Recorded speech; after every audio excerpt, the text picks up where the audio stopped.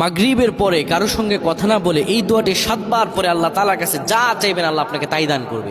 অভাবে আছেন, ঋণগ্রস্ত আছেন, মাথায় টেনশন, ঋণের বোঝা, বাড়িতে থাকতে পারতেছেন না, আল্লাহ সব আপনার পেরেশানি দূর করে দেবে ইনশাআল্লাহ, যদি আপনি আমলটি করতে পারেন।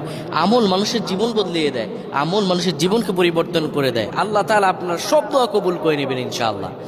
মাগরিব নামাজের পরে কিবলামুখী হয়ে থাকবেন, কারো সঙ্গে কথা বলবেন না, কারো সঙ্গে কথা না বলে কিবলামুখী হয়ে আপনি পড়বেন আল্লাহুম্মা আজরিনা মিনান নার, আল্লাহুম্মা আজরিনা মিনান নার, আল্লাহুম্মা আজরিনা মিনান নার।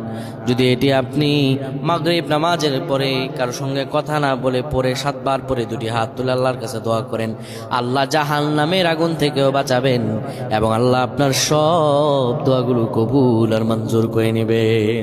আল্লাহুম্মা আমিন।